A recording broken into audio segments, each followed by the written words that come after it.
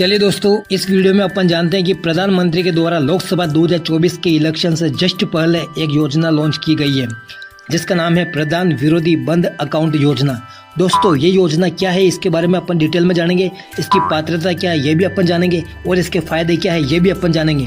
दोस्तों, इस योजना का पहला फायदा तो ये आ चुका है कि भारत विश्व लेवल पर अपने आप को विश्व गुरु बना चुका है, क्योंकि ये योजना विश्व लेवल पर लोकतंत्र की मिसाल बन चुकी है दोस्तों। और दोस्तों, यहाँ तक कि नॉर्थ कोरिया के प्रेसिडेंट किम जोंग उन ने भी इस योजना की तारीफ की है और वो भी चाहता है कि उसके देश के अंदर, नॉर्थ कोरिया के अंदर से तानाशाही को हटाकर भारत की तरह प्रधानमंत्री की तरह वास पर लोकतंत्र स्थापित करे। फालतू नॉर्थ कोरिया का प्रेसिडेंट तानाशाही के लिए बदनाम हो रहा है, इसलिए वो लोकतंत्र स्थापित करना चाहता है भारत की तरफ।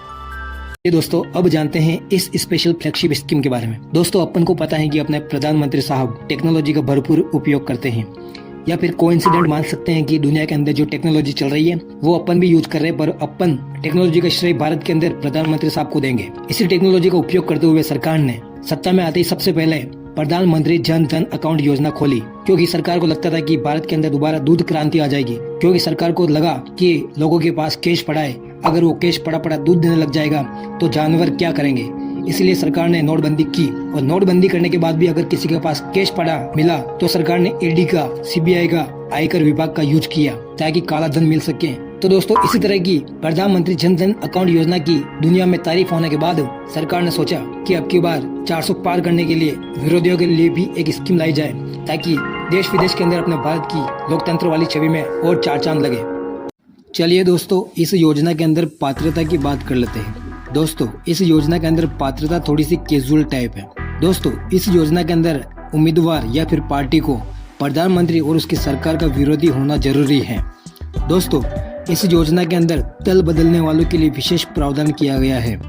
दोस्तों, अगर कोई उम्मीदवार या फिर पार्टी दल बदलकर प्रधानमंत्री के साथ में हो जाता है तो वह तत्काल प्रभाव से अपात्र माना जाएगा और उसको इस योजना का लाभ नहीं मिलेगा।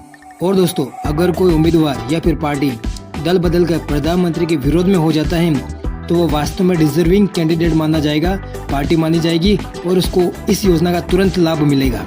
और दोस्तों, इस योजना की स्पेशल बात यह है कि इस योजना का लाभ लेने के लिए पार्टी को या फिर कैंडिडेट को अप्लाई नहीं करना पड़ता, बल्कि सरकार खुद कैंडिडेट और पार्टी के लिए योजना को अप्लाई करती है।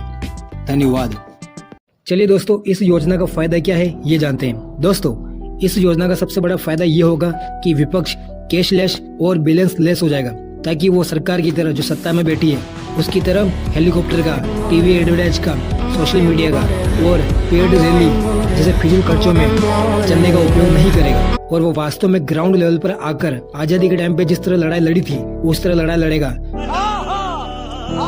क्योंकि विपक्ष हमेशा बोलता है कि सत्ता हमको ग्राउंड नहीं देती है चुनाव प्रचार करने के लिए, तो उसको पूरा ग्राउंड मिल चुका है। तेरे पास कोई और रास्ता है? जिस तरह आजादी के समय लड़ाई लड़ी थी, चुनाव जीती थी सरकार, उस तरह दोबारा जीतेगी और लोगों से अपील करेगी एक एक गांव के अंदर जाके, और ईवीएम की जगह बैलेट पेपर से चुनाव जीतेगी। दोस्तों, इसलिए सरकार ने ये योजना विपक्ष के लिए स्पेशल लेके आई और फ्लैगशिप की तरह चला रही है, जिसका नाम है प्रधान विरोधी बंद अकाउंट योजना, ताकि विपक्ष वास्तव में ग्राउंड लेवल पर आकर लोगों के बीच में से चुनाव जीते।